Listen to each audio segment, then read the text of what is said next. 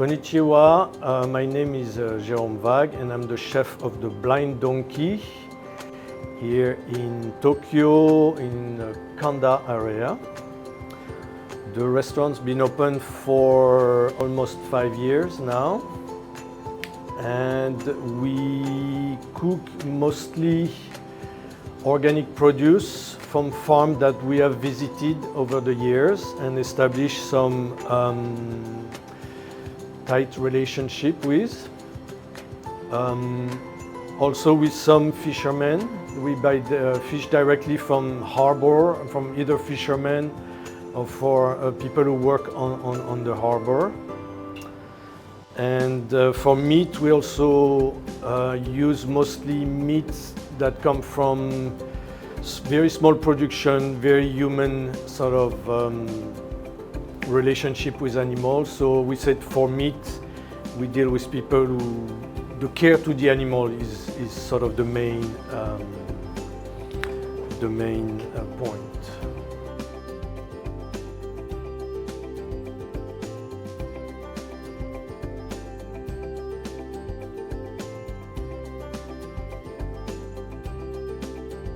A few years ago, we were involved with the Reborn Art Festival in Ishinomaki. And while we were there, we met with Onodera-san, who is a deer hunter, and showed us around, and all forager, and forage a lot of different natural herbs and produce. And so we discussed what we could do with shika. And I had the idea of doing a shika bolognese. I thought it would be a good way to use it. So I started working on this and I came up with a recipe that uses sansho and niki leaves, which is, I've learned, Japanese type of cinnamon. And I like cinnamon with meat because it reminds me of medieval cooking and also sort of Persian cooking, which is very a good inspiration for me, where they like to have meat with fruits and sort of more like sweet flavors. And so we did this shika bolognese that we served at the restaurant with the main flavor being sansho and Japanese niki leaves, Japanese cinnamon, which, by the way, I found a tree near my house in the countryside, so some of it comes from my house in Tokushima. So the recipe for the shika bolognese is shika, venison, but also a third of it is pork belly, because shika is very, very lean and it needs some fat.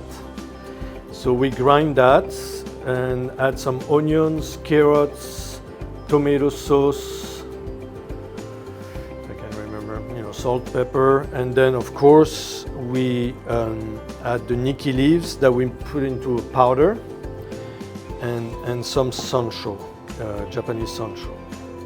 So that's what's inside.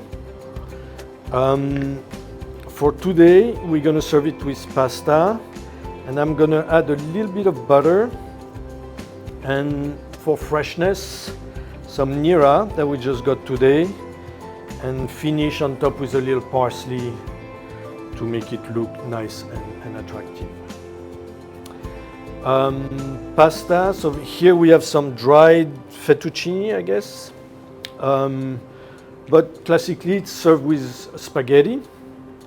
But you can use any kind of pasta, really. I like to use rigatone, and especially rigatone with whole wheat pasta, which is a little bit better for your organism, and it's kind of it's a little stronger flavor, but this is pretty strong flavored, so it's kind of a good match. But you can eat it with rice too, like just Japanese rice as a sauce on the side. Or even with roasted potatoes, I think that would be okay. And anything you can think of. It's a meat sauce, so you can be as creative as you want. Roasted vegetable would be okay.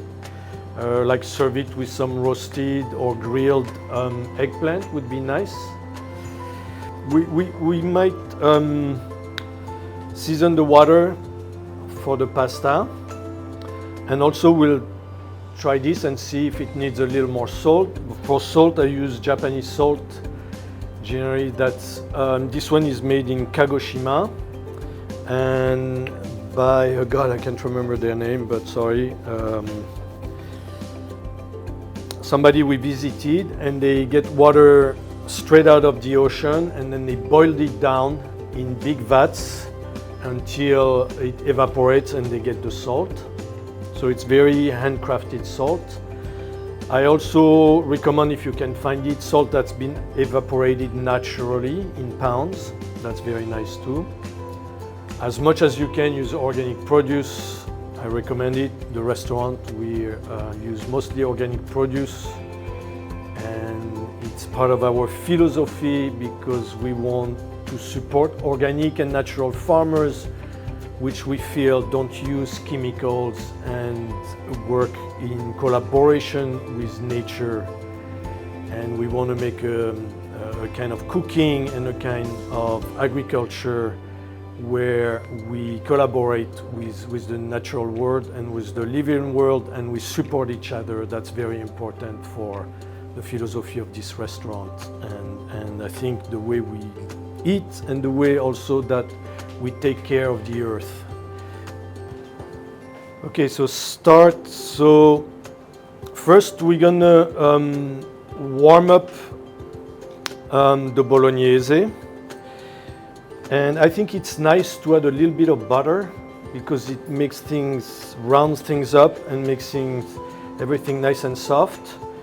And so we'll warm up the butter, put a little bit of nira, and then we'll put the stems of the parsley, and we'll keep the leaves for decoration at the end. And then after that, when this is warming up, we're gonna cook the pasta.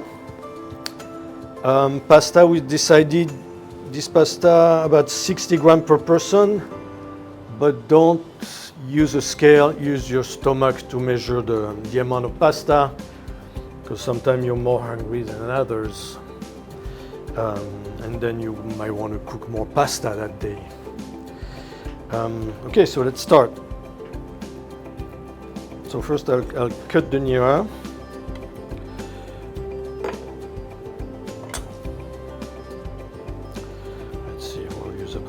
Much.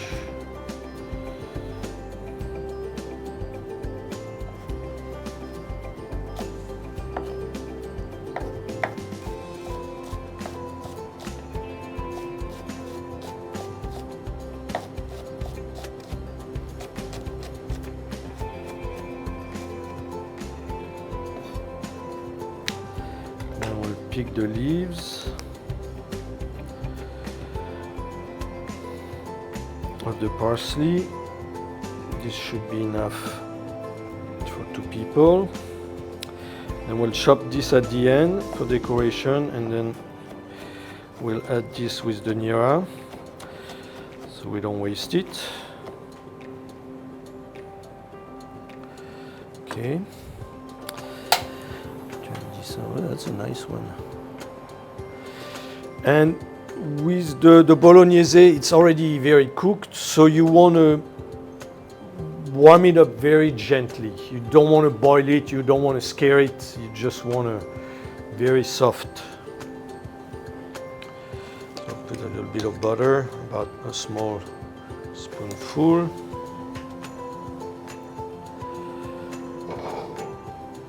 Let it melt gently. Then we'll add the nira.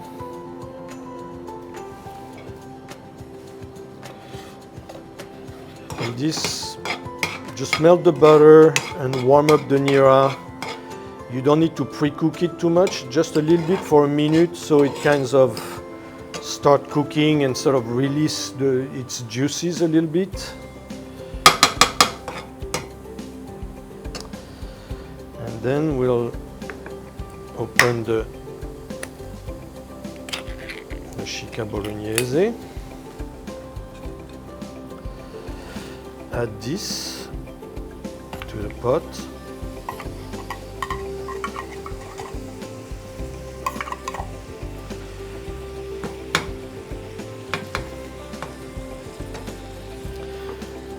And again, keep it going pretty gently. And what I do, because the shika is pretty dry, I add a little bit of water, and to add the water, I'll put it in this so you can rinse all the juices that are in the bottom, all the good stuff. And voila. So now you have a little bit of water, you have nira, you have butter. We'll warm this. And so you could add some green onions, sliced thin. It's a bolognese, so you don't want to add too many things, but could add some cube of eggplants, saute them and then add them at the end, or some vegetable if you want. But I recommend that just a little flavoring, like the nira is good because it's got a sort of a garlicky feel to it, and it's going to bring another little bit of dimension to it. You don't really want to put some more spices or like something like thyme or rosemary because there's already the gnocchi and the sansho, so those are the dominant flavors, so you want to keep that kind of flavor. So it's cooking gently, and since we added water, you can let it cook a little bit and let the meat that has been trapped in there and to kind of soften up a little bit.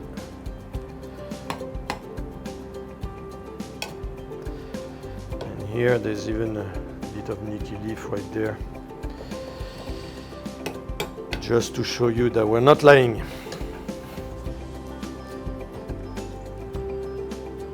Okay, so let it go for 2-3 minutes.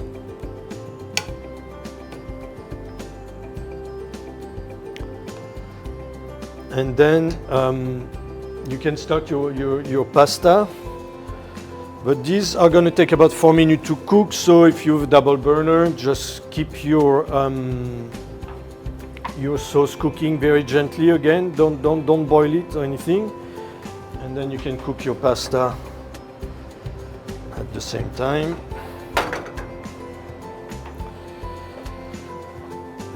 Okay, so I put some salt in there. Make sure to always salt your pasta unless you're using udon, because I actually did that last Sunday, and udon has some salt in it sometimes, and then it got a little too salty.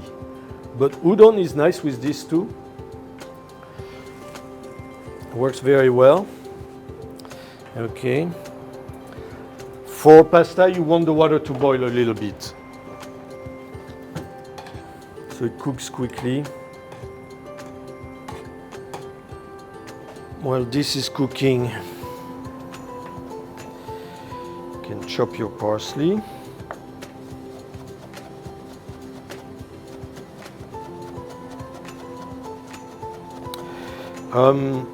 In this season, you could use mitsuba instead of parsley. It's kind of Japanese style parsley, so for a little more distinctive Japanese flavor. And so we added a little bit of water in the bolognese, so you want to make sure to drain the pasta really well, so you don't bring too much water from the pasta water in the meat sauce, otherwise it gets too diluted and gets a little watery. So we're gonna mix. I will put the pasta first, and then we'll finish with the bolognese. So in Italy, they probably finish with a little Parmigiano.